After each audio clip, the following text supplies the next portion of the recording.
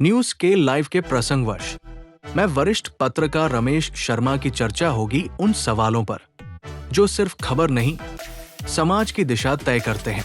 धर्म में राजनीति और राजनीति में धर्म, क्या ये आस्था है या रणनीति? सबरीमाला मंदिर में महिलाओं के प्रवेश का मामला एक बार फिर सुर्खियों में है। कल सुप्रीम कोर्ट में होगी अहम सुनवाई। क्या बदलेगा फैसला? क्या बदलेगी परंपरा? मंदिर में चोरी, क्या ये केवल अपराध है या पाप भी? कोई देता है दान और कोई उसी दान को बना लेता है साधन। और चर्चा में साध्वी प्रेम बाईसा विवाद, आस्था, आरोप और राजनीति के बीच सच क्या है? इन सभी मुद्दों पर होगा तथ्यपूर्ण विश्लेषण और तीखी बहस। जुड़े रहिए न्यूज के लाइव के साथ, जहां खबरों को तौला जाता है सच की तराजू पर। नमस्कार, प्रसंगोश में आप सभी का स्वागत है। प्रसंगोश में बात करने से पहले सबको बहुत बहुत बधाई महाशिवरात्रि पर्व की। देवों के देव महादेव और पार्वती माता के विवाह आपके लिए भगवान ठाकुर जी की, श्री भोलेनाथ की कृपा पूरे परिवार के साथ में स्वस्थ रहने वाली, मस्त रहने वाली और संपन्न करने वाली बनी रहे।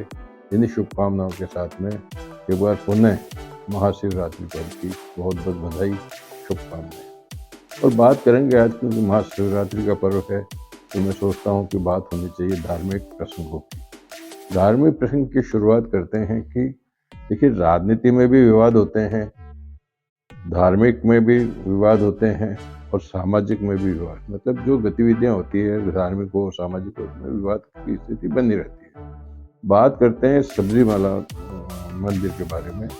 सबरीमाला मंदिर में एक विवाद काफ़ी लंबे समय से चल रहा है, जहां महिलाओं के प्रवेश पर निषेध होने वाली बात पे पक्ष और विपक्ष दो जो धारणाएं हैं आमने सामने। 2018 में सुप्रीम कोर्ट में ये दिशा निर्देश हुआ था, जिसके अंदर 2018 के बाद में वहाँ महिलाओं को प्रवेश मिल रहा है। लेकिन अब उसमें एक रिव्यू एप्लीकेशन लगाई गई थी सुप्रीम कोर्ट में, जिस पर कल सुनवाई होने जा रही है। सुनवाई को लेकर के सरकार और विपक्ष, क्योंकि वहाँ विपक्ष में कांग्रेस है, सरकार और विपक्ष में लेकर के वापस विवाद छिड़ गया है। कांग्रेस का कहना है, विपक्ष का कहना है कि सरकार को सुप्रीम कोर्ट में कोई भी जवाब देने से पहले वो क्या भावना है उसकी, वो नागरिकों के सामने, श्रद्धालुओं के सामने सार्वजनिक रूप से की जानी चाहिए। लेकिन सरकार का कहना है कि जो भी जवाब देना है हम कोर्ट में देंगे, सुप्रीम कोर्ट में देंगे। बहरहाल कल इसमें सुनवाई होनी है। देखने वाली बात ये होगी कि इसमें अब किस तरह का निर्णय होता है। कुछ लोगों का कहना है कि नहीं, रूढ़िवाद है ये कि महिलाओं को प्रवेश नहीं दिया जाए। कुछ लोगों का कहना है कि जब बरसों से परंपरा चली थी तो जो बड़े बड़े सनातन धर्म के लोग थे, विद्वान थे, उन्होंने इसको किसी न किसी वजह से वहाँ निषेध रखा हुआ। कुल मिलाकर के ये मुद्दा 2018 के बाद में एक बार रिव्यू याचिका के साथ में फिर प्रकाश में आ गया है।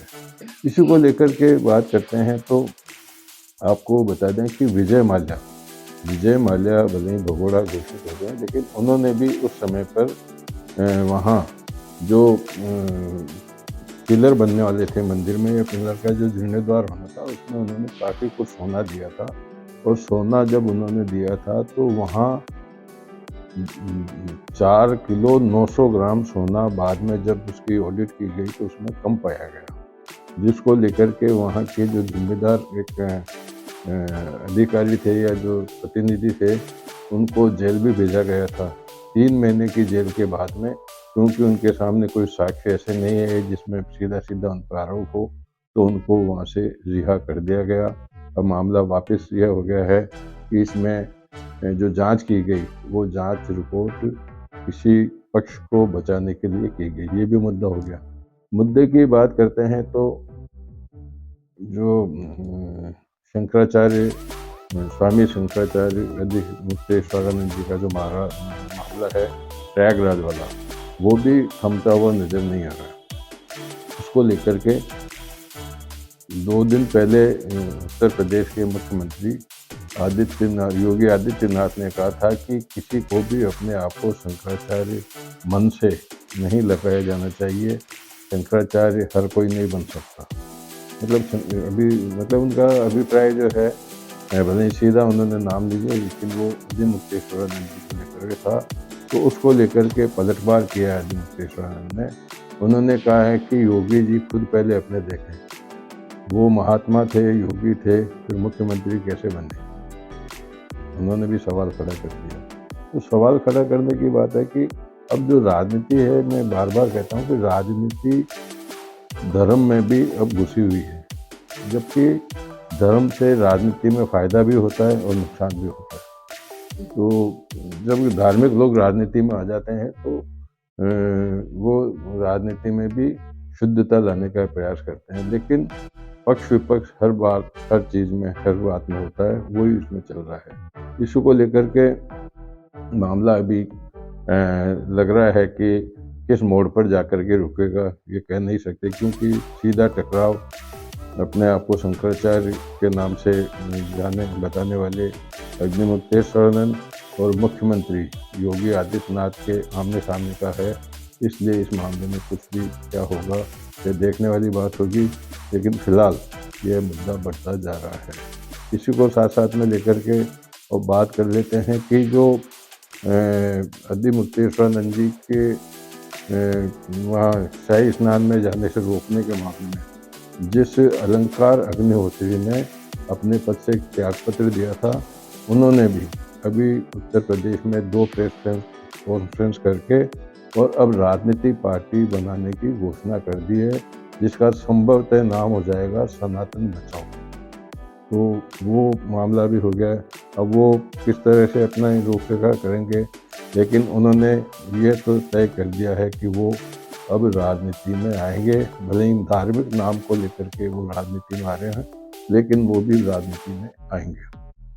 चलते चलते बात कर लेते हैं जोधपुर की प्रेम बाईसा के मामले में, जिनकी मृत्यु को लेकर के 18 दिन से विभिन्न तरह की बातें चल रही थी, कई तरह की शंकाएं थी, कई तरह की बातें थी, और यहाँ तक कि खुद साध्वी प्रेम बाईसा ने भी जो विभिन्न सनातन धर्म के बड़े बड़े गुरु हैं, बड़े बड़े महात्मा हैं, उनको उन्होंने पत्र लिख करके कहा था कि उनके ऊपर कई तरह के आरोप लगाए जा रहे हैं जो निराधार है, और उन्होंने ये भी घोषणा कर दी थी कि वो अग्नि परीक्षा देने के लिए भी तैयार हैं।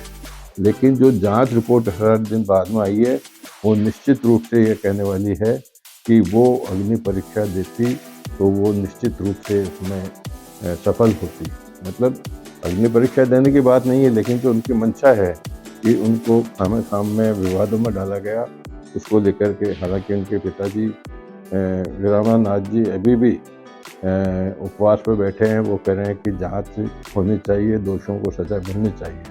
लेकिन जो FSL report, medical postmortem report और विसरा रिपोर्ट आई है, उसके अंदर ऐसा कुछ साक्ष्य नहीं मिला। इसके साथ साथ में 106 मोबाइल की भी रिकॉर्डिंग को चेक किया गया है, जिसको भी रडार में रख करके, और जो जांच की गई है उसमें भी ऐसा कुछ नहीं पाया गया है जिसमें शादी को विवादित होने की या कोई आरोपों की बात साबित होती हो। कुल मिलाकर के जो बात सामने आई है उसमें यह है कि उनकी कार्डियो के कारण से, कार्डियो अटैक एक तरह से, उनको अस्थमा की बीमारी थी, तो अस्थमा को लेकर के सही उपचार नहीं मिलने के कारण उनका निधन हुआ था। कुल मिलाकर के यह मामला भी अब लगभग अपने विश्राम की ओर चल रहा है। तो आज के प्रसंग पर कहीं विराम देते हैं। कल फिर किसी प्रसंग के साथ मैं आपके सामने उपस्थित होऊंगा। तब तक के लिए नमस्कार।